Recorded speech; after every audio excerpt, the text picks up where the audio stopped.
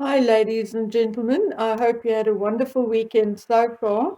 I have some wonderful news. My small little generator arrived. It is just what we needed. It does not require installation. It is lightweight, compact, and even I can pick it up and go lock it away when not in use because you can bet that it would be the first thing to be stolen if left outside. It runs for plus minus 6 hours on 4 liters of petrol. So, although petrol is expensive, we won't need it during the day unless the power goes off for so long that we need to run the fridge for a while. We got the inverter back as well, and it now keeps our Wi-Fi on for about 3 hours, which is ideal as our planned outages are usually about 2.5 hours. We are all so grateful for the help and support we received. However, I should have had a movie camera ready. My grandson watched and listened for that delivery all day on Friday and wanted to be the one to carry it in and open it up. You have to realize that those hours without computer games and tea is hard to bear for a 12-year-old.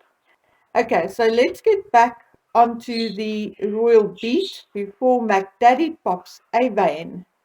Like I said before, I unfortunately do not have the time to watch all the channels talking about Harry and Meghan and the royals. But there are certain topics I go to certain channels for. Something I go to Pidina for is for her teachable moments, just like I go to Shams or Pauline just living for a good laugh, Murky for a bit of drama, Sue Me for excellent research, and so on and so on. It does not matter who I name here. We each have our own unique way, our own stamp we put on our videos. And today, I want to chat to you about the royals and what we can learn from them. In the words of P. Dina, those teachable moments. You see, whether we love them or hate them, we all have something in common with a member of the royal family, whether it is impatience with a leaking pen, or the staunch determination of the Queen, or Prince Edward's sense of humor. Good or bad, they are human as we all are. Yes, there are some of us here who even share characteristics with Meghan and Harry, whether we care to admit it or not. Some of us are familiar with recurring depression, some understand burning ambition, and I think I told you this before, but there's one of Meghan's awful traits I understand only too well, because I myself am very good at it.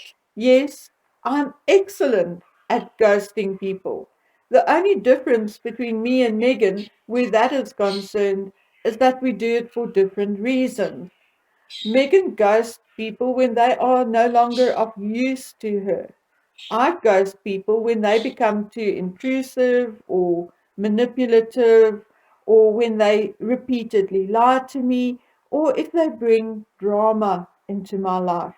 I can explain to you how it started, why it started, and how this trait actually fits in with my depression. But as MacDaddy said, the videos are not about me. So let's move on. I don't like comparing Catherine and Meghan because for me, there is nothing to compare. They are so different and honestly like chalk and cheese.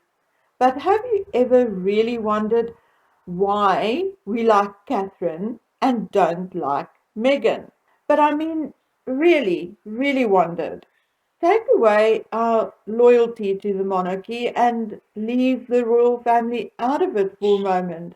Pretend I was showing you a soundless video of Catherine on her own and then one of Meghan on her own. No opinion, no word salad, just the two of them going about their business. And I'm willing to bet that 99% of you on this channel will still choose Catherine as the one you like the most. But why? Starting with the superficial, the visual. I was taught respect starts with presentation.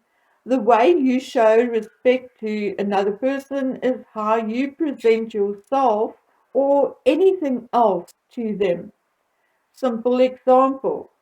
Would you say someone is showing you respect if they came to visit you in their pajamas after not showering for, say, 3 days? When I go to see my doctor, I shave my legs, have a shower, make sure my ears are clean, brush my teeth, brush my hair, and wear clean clothes. Yes, out of respect for myself and for him, and because I want him to treat me with respect, right? How would you feel if I made you a cup of tea and slapped it down in front of you, spilling tea all over you and the table in front of you? Would you consider that respectful? Likely not. Well, it is the same with Catherine and Megan. I don't like everything Catherine wears all the time. I guarantee you that there were a few outfits she wore that I looked at and thought, oh no. But why don't I criticize her for that? One, because I make provision for the fact that taste differs.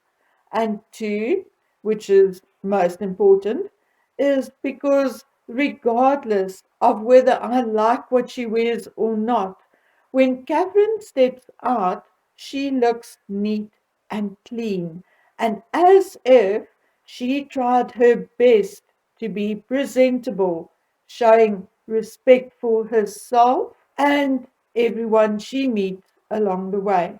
Now look at Megan. How many times have we seen her with those pieces of hair hanging down her face or escaping her messy bun, which incidentally is not a messy bun but just laziness, something I did at home regularly to keep my long hair out of my face while cleaning or sewing.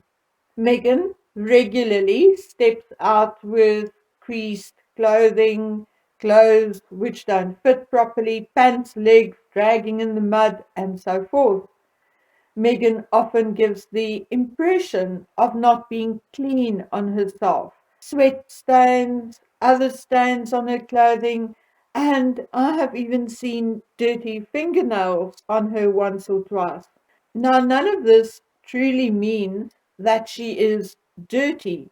She may shower 3 times a day for all we know, but it means that she does not care enough for the people she will be interacting with to take a minute to check herself before she steps out. Although we don't verbalize it and may not even consciously dissect it, it is an instant human reaction to step away or step back from someone who may present unclean or someone who is seemingly disrespectful of our personal space. Catherine, on the other hand, is someone, even I, who am not very tactile and who do not like being touched by anyone I don't know very well, would not mind being touched by Catherine. Then, as we move away from the superficial and the visual, there is body language. Catherine's reaction in public is very, very normal. She respects personal space. She is not overly animated, but instead appears calm and cautiously friendly. I'm saying cautiously friendly because she's not like a bull in a china shop storming at people, grabbing their hands, or speaking in their faces and breathing all over them. We hardly ever think about it like that because most of us react normally and exactly like that in public.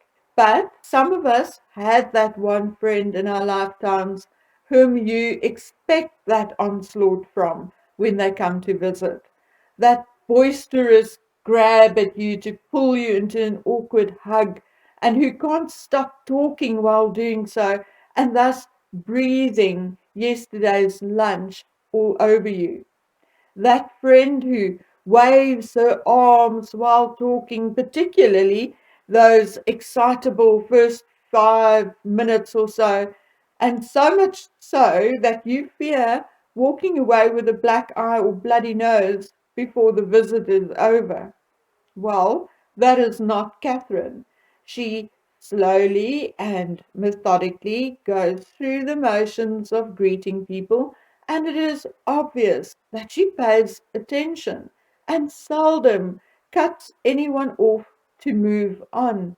So even if she was not really interested in what people had to say, she has the true compassion, respect, and gratitude not to show it. And people can feel it.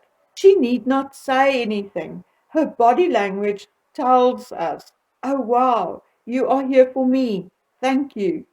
And that is what we instinctively like. We like and appreciate her humility.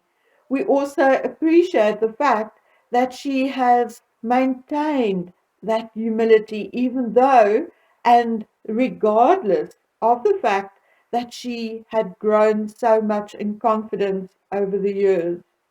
Regardless of the fact that I love the Queen and Princess Anne, Catherine does this better and comes across softer. The Queen was always aware of her position and the fact that she was in charge, and it showed. I think it is Catherine's background and the fact that she was not royal all her life, which stands her in good stead here.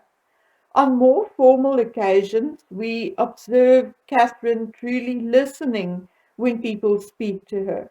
She looks at them when they speak to her. She nods from time to time to show she is absorbing what is said to her, and her facial expression change constantly in micro expressions in response to whatever is being said to her. And then there is Meghan. Meghan, who has also not been royal all her life, but Meghan appears self absorbed and overly aware of herself and her position. And it is that overreacting, overcompensating person who storms at you, arms flapping and toothy Californian surfer girl smile, which can either be real or totally fake. No one knows, and instinctively you back off. In nature, when an animal shows his teeth, it is usually to warn you off and not to welcome you.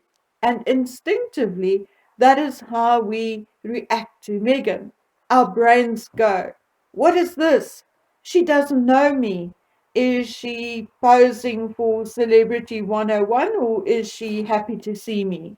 Megan comes across as insecure and suffering from FOMO, the fear of missing out on that perfect camera angle, fear of missing out on her fans on the other side of the street. Megan will still be shaking hands with one person, but her mind, eyes, and body is already moving on to the next one. Think of how you feel when you are talking to someone and they cut you off to talk to someone else they have just spotted. I know it has happened to me, and I'm sure it has happened to all of you at least once. Megan does this to people all the time. Look at Megan during more formal events. Because she is so self aware, one can see her brain racing while others are talking. She hardly ever appears fully attentive to anybody. She often appears to want to look composed, but it appears fake. And not just because I feel that way, but because of what she does with her face. Megan has two things she does with her eyes when she wants to appear attentive. She either narrows them into a cold stare or she widens them into a posed, almost blank look. Neither look, however, gives you the feeling of warmth and true interest, though, as they seldom come with normal micro expressions like that up or down turn of the corners of the mouth or the lifting or coming together of the brows.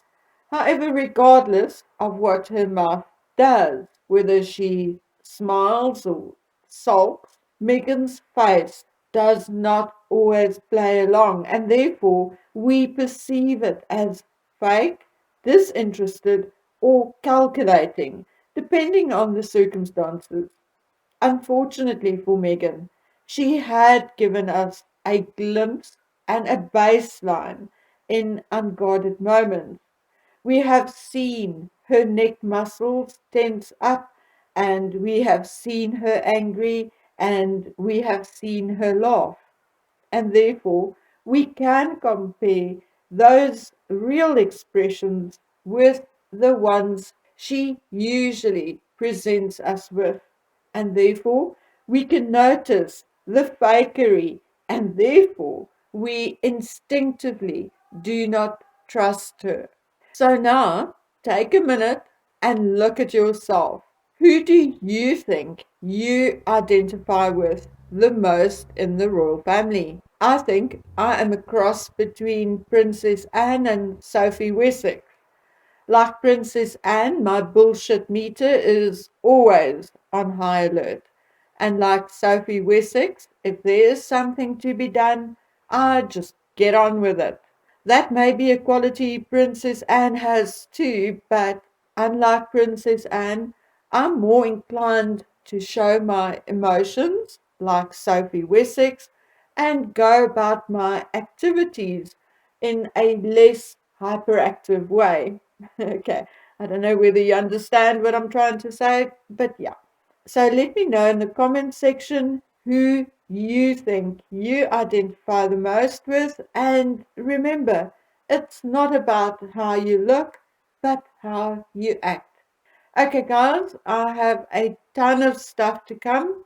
So hang on to your seats and keep your snacks ready. It's going to be a hectic week. I want to talk to you about Harry and Elton John and the others now bringing a lawsuit against A&L or Daily Mail, about Meghan's stunted emotional growth, about Barr's book. Yes, not about the book or the story itself, but something very interesting I picked up on and have not heard a single person talk about yet. So, guys, until we get to it all, please take good care of yourselves. Bye.